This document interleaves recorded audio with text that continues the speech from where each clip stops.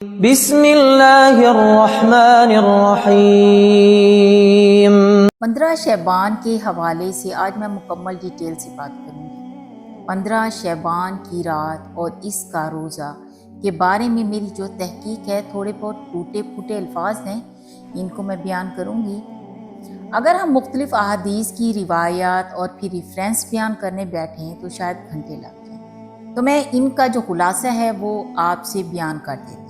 پہلی بات، 15 شعبان کی رات کو جس کا نام شب بارات ہے، اس کا ذکر کسی بھی حدیث سے ثابت نہیں۔ عربی اس کو لیلۃ النصف من الشعبان بھی کہتے ہیں، مطلب شعبان کی جو نصف ہے اس کی ایک رات۔ عام بات مشہور ہے کہ اللہ تعالیٰ اس رات جہنم سے بری کر دیتے ہیں، تو شاید کسی نے یہ نام رکھ بھی دیا ہو شب بارات۔ شب بارات عموماً لوگ اس رات مٹھائی حلوہ بنا کر بانٹنا یا پھر اس رات نہا دھو کر تیار ہونا۔ پہلی بات، اسلام میں راتوں کے تہوار کا کوئی تصور ہی نہیں۔ اسلام کے جتنے بھی تہوار ہیں وہ دین کے ہیں۔ عید الفطر، عید الاضحیٰ، یہ ہمارے 2 تہوار ہیں۔ اب ہمارے دین کے تہواروں کی بھی ایک خاص حکمت ہے، مکمل تو نہیں پتہ، اگر دیکھا جائے تو اللہ نے رات عبادت کے لیے یا آرام کے لیے بنایا ہے، کیونکہ اگر دیکھیں تو غیر مسلموں کے تہوار رات کو ہوتے ہیں، تو شراب نوشی، زنا، پتہ نہیں کیا کیا ہوتے ہیں۔ رات کا وقت گناہوں کی طرف مائل کر دیتا ہے۔ اب ہمارے تہوار دیکھیں تو نماز سے ہی شروع ہوتے ہیں۔ شب بارات کو ایک تہوار ماننا جو ہے وہ غلط ہے، کیونکہ ہم اس رات میٹھا بنا کر بانٹتے ہیں، جیسے عید کے دن ہم لوگ میٹھا بنا کر کھاتے اور بناتے ہیں۔ وہ بے شک اپنی زبانوں سے تہوار نہ کہیں، مگر اپنے عمل سے تو ظاہر کر رہے ہیں کہ وہ تہوار منا رہے ہیں، جبکہ اسلام میں اس کی بھی کوئی روایت نہیں ہے۔ ہاں، ہو سکتا ہے کوئی من گھڑت حدیث بنا کر بیان کر دی جائے، مگر حقیقت میں بھی نہیں۔ یہ ایک بدعت ہے، اس کو ختم کر دینا چاہیے۔ دوسرا، اس رات قبرستان جانا، اس بارے میں ایک حدیث ہے کہ حضرت محمد صلی اللہ علیہ وسلم رات کو اٹھے اور حضرت عائشہ رضی اللہ تعالیٰ عنہ بھی ان کے پیچھے چل پڑی، اور آپ صلی اللہ علیہ وسلم جنت البقیع میں گئے اور دعا کر کے واپس آ گئے۔ یہ ایک ضعیف حدیث ہے۔ چلیں ایک لمحے کے لیے اس کو صحیح مان بھی لیں تو پھر کس صحابہ سے کیوں نہیں واضح ہوا کہ کوئی صحابہ بھی اس رات قبرستان گئے؟ یہ بھی کیسے سنت ہوئی جو کسی صحابی نے نہیں اپنایا؟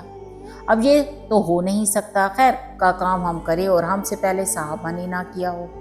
اگر اس رات قبرستان جانا سنت ہے ظاہر ہوتا تو صحابہ کو سمجھ نہیں آئی اور وہ ہمیں آ گئی۔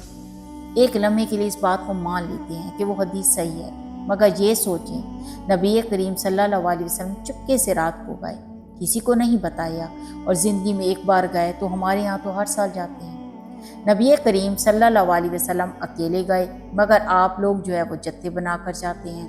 حدیث کا مفہوم ہے کہ حضرت محمد صلی اللہ علیہ وسلم نے فرمایا، قیامت کے دن کچھ لوگ ایسے ہوں گے جن کی صورتیں تو میری امت کی طرح ہوں گی۔ جب وہ میرے پاس حوض کوثر پر پانی پینے آئیں گے تو فرشتے ان کو بھگا دیں گے، تو حضرت محمد صلی اللہ علیہ وسلم فرمائیں گے یہ تو میرے امتی ہیں، تو فرشتے کہیں گے یہ وہ لوگ ہیں جنہوں نے آپ کی رخصت کے بعد دین میں اور چیزیں ایجاد کر لی تھیں۔ اللہ اکبر! تو بہتر ہے اس رات قبرستان جانا چھوڑ دیں، یہ نہ ہو ہم لوگ شفاعت سے ہی محروم ہو جائیں۔ اگلا پوائنٹ، کیا قرآن اس رات نازل ہوا ہے؟ کیا تقدیر کے فیصلے اس رات ہوتے ہیں؟ اللہ قرآن مجید میں واضح طور پر فرماتا ہے سورۃ دخان میں کہ ہم نے قرآن کو روشن رات میں نازل کیا۔ دوسرا، سورۃ القدر میں کہا کہ ہم نے اس قرآن کو لیلۃ القدر میں نازل کیا، اور اللہ بیان کر رہا ہے قرآن کے نازل ہونے والی رات اور تقدیروں کے فیصلے کرنے والی ایک ہی رات ہے، تو بہتر ہے کہ اس رات کو لیلۃ القدر کے برابر نہ کھڑا کیا جائے۔ چوتھی بات، اس رات عبادت کی بھی کوئی فضیلت ہے یا نہیں؟ ایک حدیث کا مفہوم ہے کہ اس رات بنو کلب کی بکریوں کے بالوں کے برابر مغفرت ہوتی ہے۔ اس رات سب کی بخشش ہو جاتی ہے سوائے جو کسی بارے میں کینہ رکھتا ہے۔ تمام محدثین کا کہنا ہے اس کی فضیلت میں کوئی بھی صحیح حدیث نہیں ہے۔ اب اس کی مثال یوں لیتے ہیں، اگر اللہ نے کچھ خاص چیز کی طرف اشارہ کیا بھی ہے تو وہ خاص وقت واضح نہیں کیا۔ مثال کے طور پر جمعہ کی کچھ گھڑیاں ایسی ہیں جس وقت دعا قبول ہوتی ہے، وہ گھڑی وہ وقت کلیئر نہیں بتایا کہ وہ عصر کے بعد کا وقت ہے یا پھر 2 خطبوں کے درمیان کا۔ اب لیلۃ القدر کی رات دیکھیں، اس میں بھی 5 طاق راتوں میں سے تلاش کرنے کو کہا۔ اب بعض علماء اس رات کو عبادت کے قائل ہیں تو ان کو بدعت قرار دینا بھی غلط ہے، اور اگر جو علماء یہ بات کہتے ہیں کہ اس رات کی کوئی فضیلت نہیں تو وہ بھی یہ تحقیق جانتے ہیں، تو ایک بات یاد رکھیں، ضعیف احادیث موجود ہیں، ضعیف کو صحیح ماننا بھی ٹھیک نہیں، تو عبادت کریں، جمہور کو فالو کریں، تو خاص عبادات کرنا کہ فلاں رکعت میں یہ پڑھیں، مساجد میں اکٹھے ہو کر جانا، یہ صحیح نہیں ہے۔ ہاں نمازیں پڑھیں ویسی جیسی عام روٹین میں پڑھتے ہیں، فلاں سورہ فلاں رکعت میں، یہ غلط ہے، اس کی کوئی روایت نہیں۔ جتنا دل کرے رکعت پڑھیں، قرآن پاک کی تلاوت کریں، نوافل پڑھیں، دعائیں کریں، جتنا دل کرے، اللہ توفیق دے۔